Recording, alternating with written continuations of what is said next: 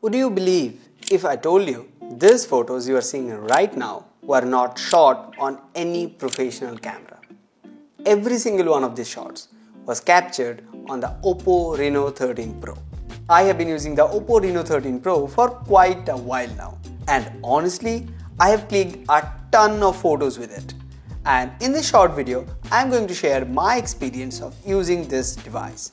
This is my detailed Oppo Reno 13 Pro's camera review from a photographer's perspective. The main camera is a 50 megapixel sensor with a 1.8 aperture. There's also an 8 megapixel ultra wide and a 2 megapixel depth sensor that helps with portraits. I've shot a ton of portraits and the background blur is beautiful.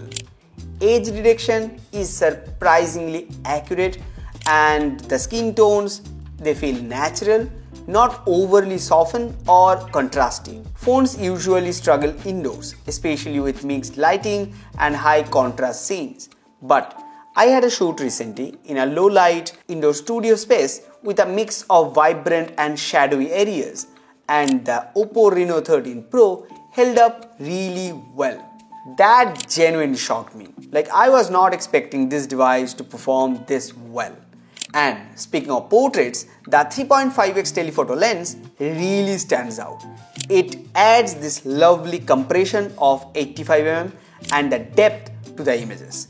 And honestly, some shots look like they were taken on a mirrorless camera with a proper portrait lens. Zoom wise, you get a range from 15mm to all the way to 170mm. And the camera app actually shows you the focal length on the screen as you zoom from 0.6x to 7x. Now, let's be real, the 120x digital zoom is mostly a gimmick. Fun to show off, the photos are too soft and pixelated, so I tend to avoid it. One feature I really love though is live photo mode. And of course, you also get a pro mode. You can tweak the shutter speed, ISO, white balance, manual focus, everything.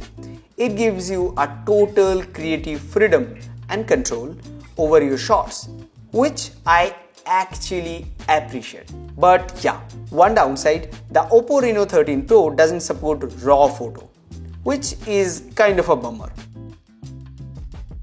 Alright, now let's talk about videos. The Oppo Reno 13 Pro can shoot in 720p, 1080p up to 4K at 60 fps, and honestly the 4K 60 fps footage looks pretty sharp. The colors are really pleasing and the white balance stays consistent, which is something I really didn't expect from a device of this price point.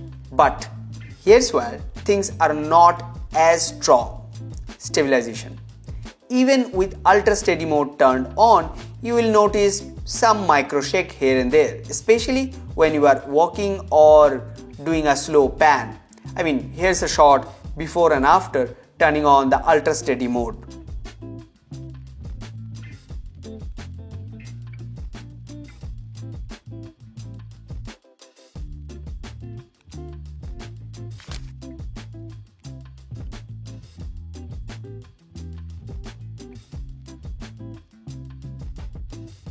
That being said, if you are shooting vlogs, casual B-rolls or just need solid video for social media, this phone can definitely handle it. Just don't expect it to replace your gimbal or match flagship level video performance. As a photographer, I genuinely enjoyed shooting with the Oppo Reno 13 Pro. That 3.5x portrait lens, it's actually fun to use. And honestly, in some cases, it delivered better results than even premium phones. Of course, it's not perfect. The video stabilization still needs work, and the 120x digital zoom is more of a gimmick than something you'd actually use. But for the price, the Oppo Reno 13 Pro is doing some serious heavy lifting in the camera department. If you found this video helpful, a like and subscribe would mean a lot. And if you are curious to see how this camera stacks up against the iPhone 13, I have done a full side-by-side comparison. You can check that out next.